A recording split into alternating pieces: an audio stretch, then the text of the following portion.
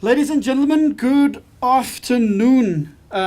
As Professor Lowe said, everybody has been agreed, so has been greeted already. So I'm also just going to say, all protocol observed. Welcome, ladies and gentlemen. It is an incredible privilege for me to be standing here today to welcome you to the launch of Phase 1 of the Chem City Eco-Industrial Park. You might have seen Navashna and I were busy having a bit of a discussion now. And I was saying, Navashna, I'm a bit worried because they've been sitting down for over an hour already, some of them 1.5 hours.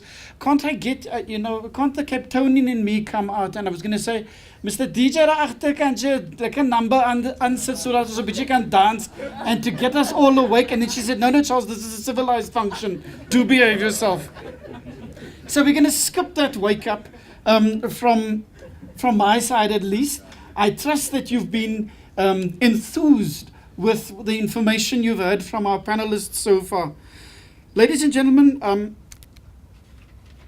this is a model by a guy called Loon Leidersdorf, and I'm sure Prof. Lowe and Bridget must have seen it already. They use it generally when it comes to innovation, when saying, how do you create an environment that is innovative and that encourages business to look beyond their immediate surroundings.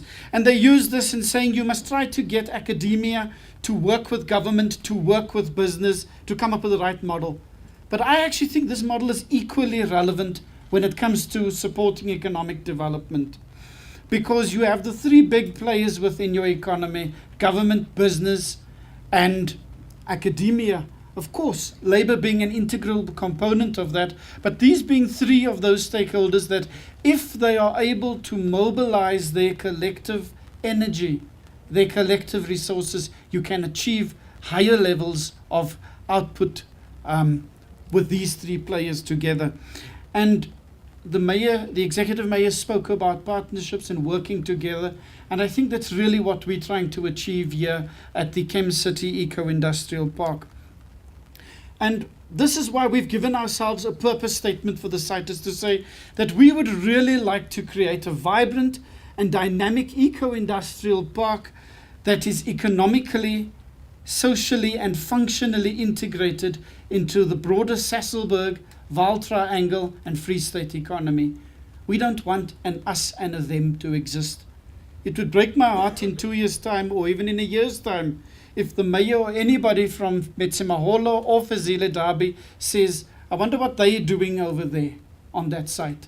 It must be a case of we are doing this together, which is why we're aligning so strongly with the IDPs of Fezile Derby and Metsimaholo municipality, and why we're starting to engage Jacques at the chamber to say, what can we be doing with the chamber and with NAFCOC and any of the other structures, the CEDA offices in the region? What can we collectively do to improve the opportunities and the scope for this site? We heard from the executive mayor that the objective here really is to achieve a carbon neutral footprint for this park. I'm going to speak a little bit about that in the future, but let's just keep that in the mind, a carbon neutral footprint for this park. And part of what we want to do in that regard is to initiate various carbon reduction projects, and I will make reference to those also a bit later. But one of the most exciting things that's busy happening in the world at the moment when it comes to supporting industrial parks and initiatives of this nature is to say, how can one be efficient at a community level? What are the resources that are being generated? What are the byproducts of production processes? And how can we build those linkages between the different businesses and production activities within any region, and to create what is called industrial symbiosis?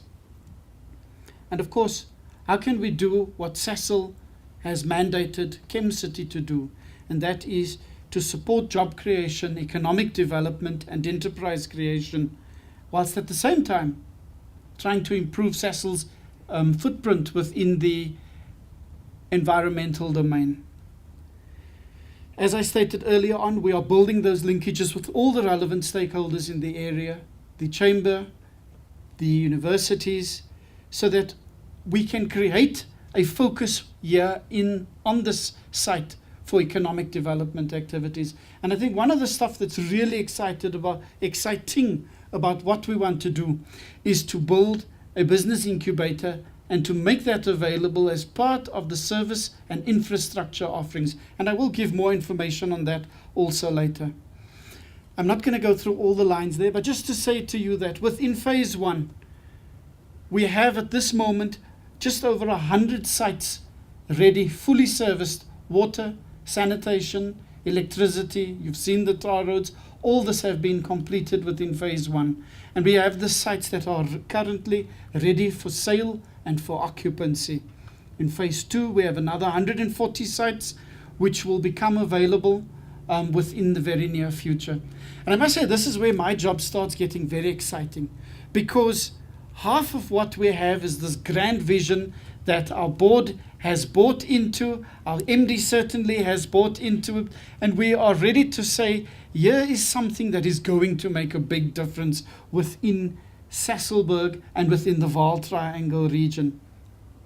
Because when you look at what this site offers, and it's often asked, what are you guys offering here that is different to anywhere else? And it's an extremely difficult question to answer, because one can easily counter any statement that one makes with saying it's available in in Vanderbijl, or it's available in Boksburg or Benoni, in any of the new industrial areas. But within the Sasolburg Eco-Industrial Park, what we have here is the opportunity, and this is the exciting thing about what is being driven here, is to say that Sasol or Chem City as an enterprise support vehicle is going to start proactively building the linkages with big business within this area, not just from the small business perspective, but also between these businesses. And this will be one of the key focus points of the incubator itself, which is proposed for the site.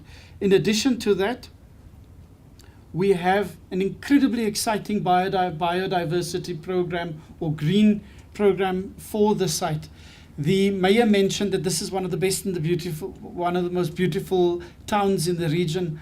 Mr. Mayor, if you come onto the site in 2 years' time, once the hundreds of trees that we have already planted start growing, you're going to see that, you're going to feel that even more. And you're going to be appreciating the beauty of the indigenous fauna and flora of the Free State region here. In addition to that, one of the added benefits we also have is that this site will have 24-hour security available. And then the exciting thing for any investor is the fact that the municipality has very generously given all investors on this site a rates and tax holiday until 31 December 2018. This is what the site currently looks like. The red area over there is where we currently are at the moment in phase 1. And that is everything on your right as you came in this morning. You came through the main entrance and you came down our main road, Nitrogen Street. And I hope it's Nitrogen Street, Pradoshni. Is it Carbon Street? Oops. Carbon neutral street. Quite so. Everything on your right-hand side is, there are just over 100 stands available here. They range in size from about 660 square meters to 1,000 square meters. And it is fully ready for occupancy and for sale at this moment in time. The sort of orange and yellowish areas are our proposed phases coming up in the very near future. We hope to have all the infrastructure in place there, if things go according to plan, within 18 months. And there, this is the same diagram again, just put another way. We obviously, like any other development, have a variable pricing structure, starting at about 200 Rand, which is very much in line with what the rates are in the area and what is comparable with some of the nearby industrial areas, rates of about 200 Rand a square meter, up to, depending on the your prime land, just over 300 Rand a square meter.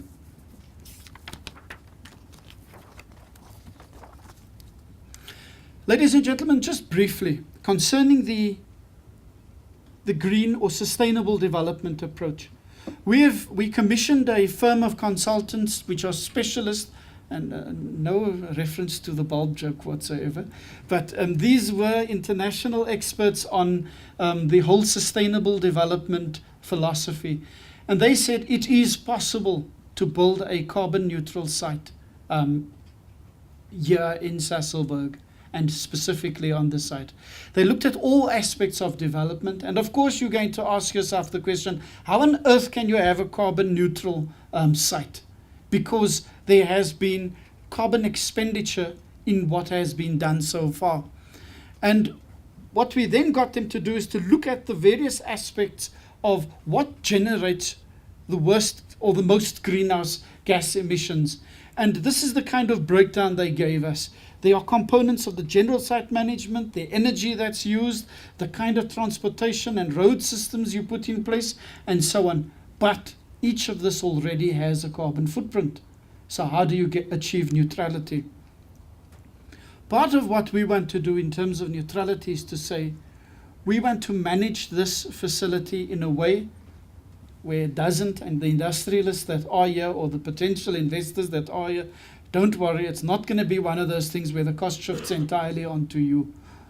We're going to be managing it in a way that says, how can one at all stages limit the costs, first of all in terms of the general maintenance and upkeep of this facility, but at the same time saying that we need to ensure that the sustainable philosophy is maintained. And in that regard, the site will have extensive green zones, as well as an enormous amount of indigenous trees and other vegetation planted in the area as part of our sequestration project. And that is basically the offsetting program. Let me back that up by saying this is another way of looking at where we are reflecting the different components of development on the site. Looking at energy consumption in this graph over here, the graph on the left-hand side, the more gray graph, is your conventional development. So when you do a conventional development, you are generating a certain number or a certain level of greenhouse gas emissions, as opposed to going green. Obviously, it's less.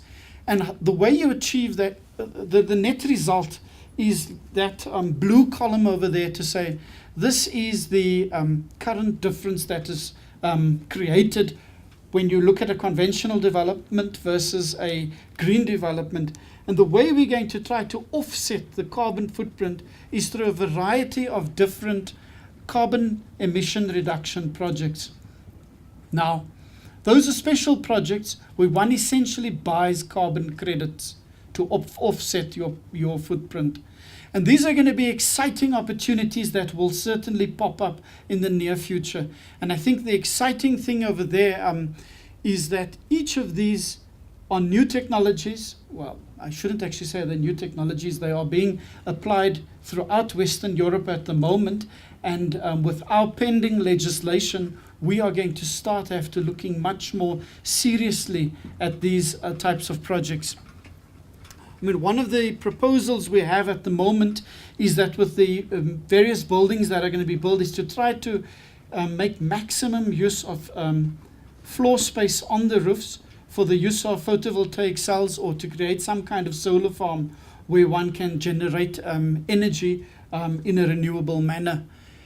In addition to that, and I think from Metsimaholo's side, it's an exciting thing is to have some kind of regional waste treatment facility. At the moment, I know the municipality is looking at a local one, and we're saying local is fantastic that we start on this scale. But imagine we can take it up to the higher level. And imagine Sasol and Chem City can go out there and try to say, how can we find the right private sector partner to come and make this happen in a three-way relationship between us? These are some of the opportunities that exist, and I think with the kind of commitment of the different people here, it might be possible to let this be a reality in the near future. Now, one of the key things that is going to differentiate this park from any other is going to be the proposed business incubator that we are looking into for the site. And I don't want to put any pressure on our special guest from the Department of Trade and Industry, the Deputy Director General, but sort of that's the direction we're looking at, and that's why our MD is so strategically positioned next to you, is to say, I mean, we heard from the mayor and from Jacques Scott about their visit to Shanghai. Let me tell you very briefly about an incubator in Shanghai, the Kaohsiung Incubator. It started off at 800 square meters. When I was there 3 years ago, it was 800,000 square meters in size. Now, it's one incubator, but it consists of about 14 different buildings that have grown organically. Because what's happening in the world at the moment is there's this move away from what they used to call chasing smokestacks. In the past, you would find organizations like the KwaZulu Marketing Initiative or Westgrow in Cape Town, or even GEDA in Gauteng, in spending sometimes up to 8 million rand to go and try to find a big company to come and locate in their municipality or in their municipal area. They would spend millions around, and the Singaporeans were masters of this in the past, trying to find out what companies are there in the world that would be interested, and then to design your offering, bringing government, the local business community together, and basically trying to make your community perfect for them to come to. That approach is busy losing weight, what shall we call it, a priority in the world at the moment. Instead, there's a great focus on the development of indigenous businesses. That is, businesses local to your area.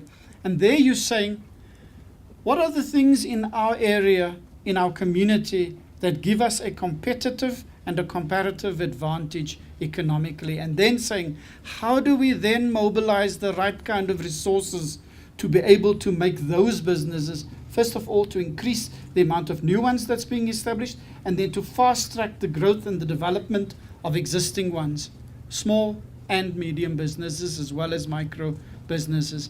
And that's what this incubator will do, is to be able to offer the kind of services that Bridget made reference to that Chem City already offers, but in this instance saying it will now be a focal point for the creation of some kind of cluster or hub of development around this facility over here. Already in our model for the incubator, we are saying, and we've been approached by a number of companies saying, we would really like to start up or to locate onto the site. What can you offer us? And we're saying, well, the envisaged business incubator over here, if we do our calculations correctly, we'll be able to support up to 100 small businesses from the facility, either through offering space at the incubator or continuing the Chem City model of virtually supporting them. But we envisage that we would be able to support 100 small businesses from the site here, and that would then allow us to either create or sustain up to 700 jobs directly by the incubator. The other exciting thing is that this incubator, which is very much, the proposed incubator is very much, and I know the DDG will recognize the names now, it's very much similar to the Shoshanguve Manufacturing Technology Demonstration Center and in the Ferntech models, where one tries to make some of the infrastructure that businesses might need available on some kind of toll basis and so on. And that's part of the strategy of the business incubator, is to say, let's try to help the new businesses that are coming into this area. For those existing companies that wish to relocate to the site, how can we build linkages into Sasol?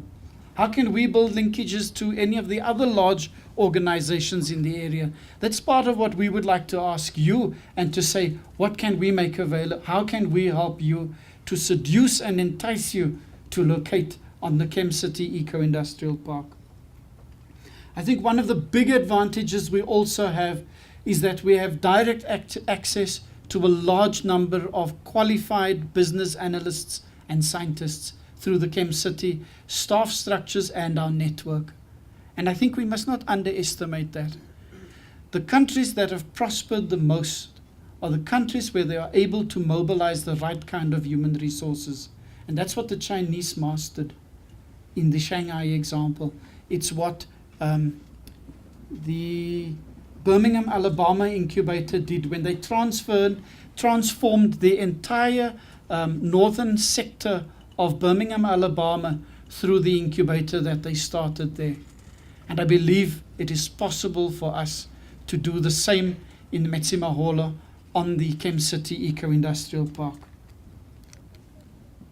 Okay, our MD has already covered all the services that are going to be offered.